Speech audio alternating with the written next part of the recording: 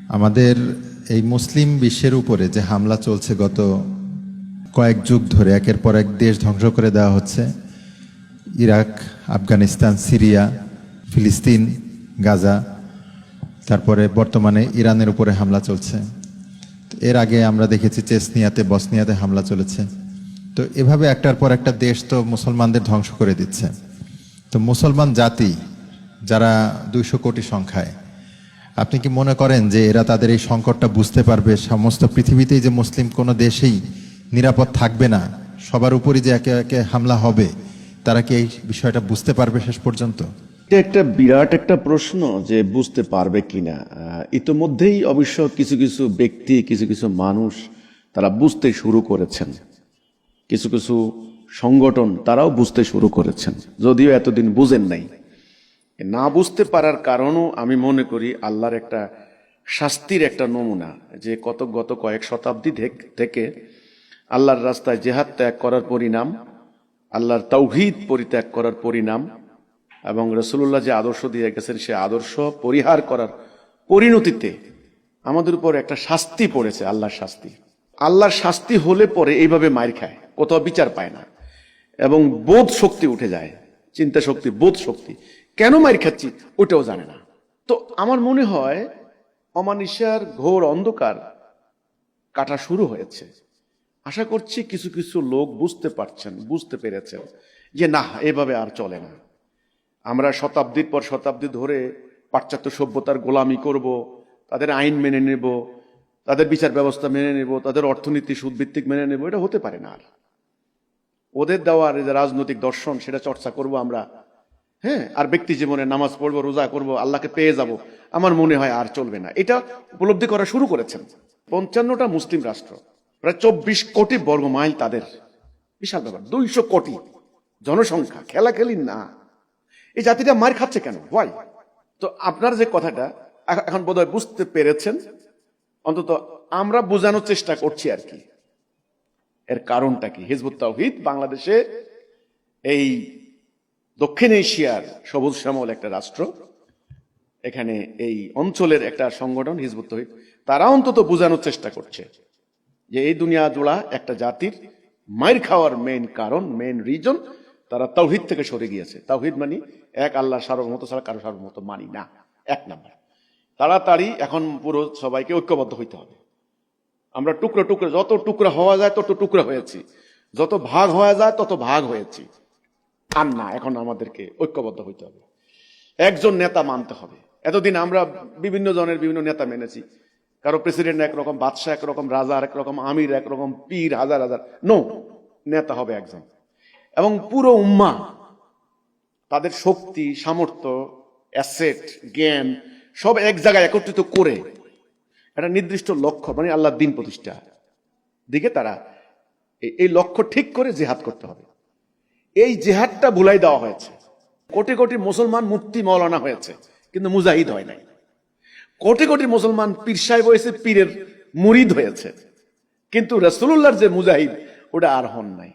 গত 1300 বছরে একজন খালিদ বিন ওয়ালিদ হয় নাই, একজন দেরার হয় নাই, একজন আলী বিন আবু তালেব হয় নাই, আসাদুল্লাহ, সাইফুল্লাহ হয় নাই। কিন্তু মুফতি মাওলানা ঠিকই হয়েছে, পিসাব হয়েছে, দরবেশ হয়েছে, হ্যাঁ, নামাজি হয়েছে, হাজী সাহেব হয়েছে। তাহলে আমরা হারাইলাম কি? আমরা হারাইলাম জিহাদ, আমরা হারাইলাম সংগ্রামের প্রেরণা, আমরা হারাইলাম একটা জাতিসত্তা নির্মাণের স্বপ্ন, আমরা হারাইলাম একজন নেতাকে নেতা মানার একটা সিদ্ধান্ত, এটা আমরা হারাইলাম। ফলে আমরা পরাজিত হয়ে গেলাম।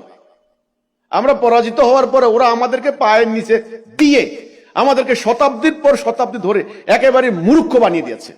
আমরা জ্ঞান বিজ্ঞান থেকে ছিটকে পড়ে গেলাম শত শত মাইল দূরে। আমাদের জনগোষ্ঠী এখন অজ্ঞতায় নিমজ্জিত, কুসংস্কারে একেবারে নিমজ্জিত, অন্ধত্বে পড়ে আছে, জ্ঞান বিজ্ঞান থেকে হাজার মাইল দূরে, প্রযুক্তি জানে না, শিল্পকলা নাই, মানে আমাদের শৃঙ্খলা নাই, অনৈক্য, লোভ, লালসা, দারিদ্র, তারপরে নিষ্প্রাণ, গতিহীন, দুর্বল, নত জানু। আমাদের অভাব অনটন লাগলে আমরা ইউরোপ আমেরিকা দৌড় দিই, ওখানে গেলে রিজিক বাড়বে। আমাদের কোনো রিজিক নেই। আমাদের মাটির নিচে যে সম্পদ সেটা তুলে আনার মতো প্রযুক্তি আমাদের নাই। অথচ বিশ্বের 90% বলেন ম্যাক্সিমাম গ্যাস আর তেল সম্পদ মুসলমান রাষ্ট্রগুলোর ভিতরে।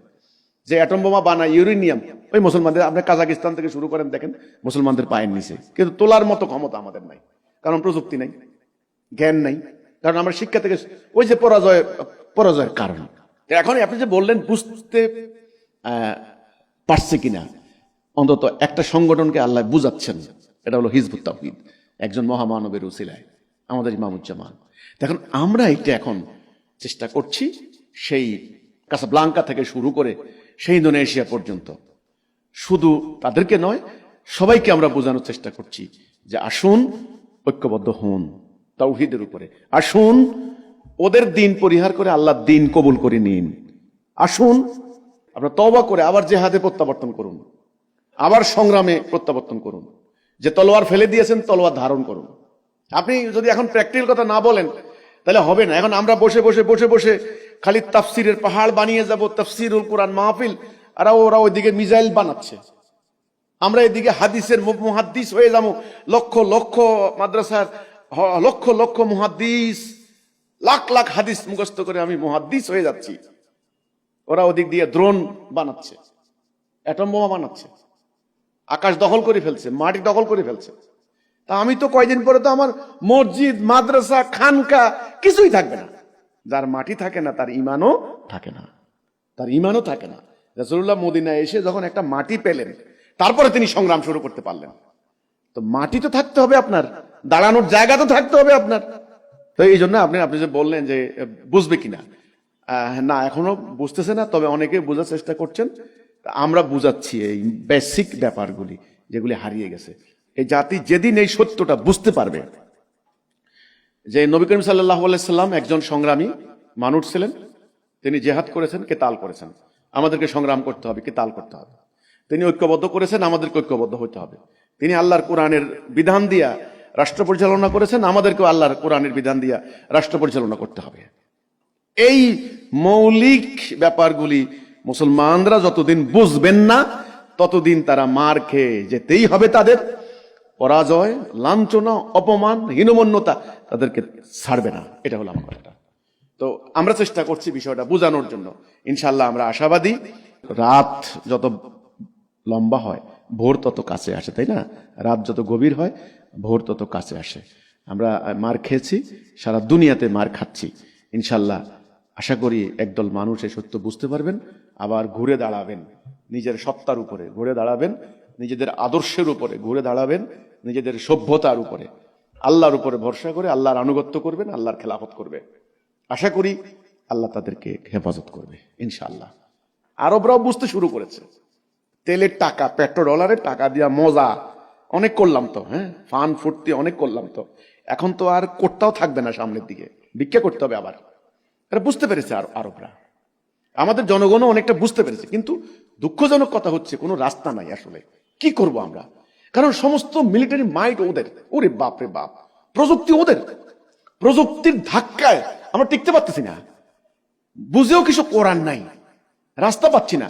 আলহামদুলিল্লাহ আমরা রাস্তা পেয়ে গেছি, এই বের হওয়ার রাস্তা, এটার নাম হেদায়া, ওটা আমরা পেয়েছি ইনশাআল্লাহ।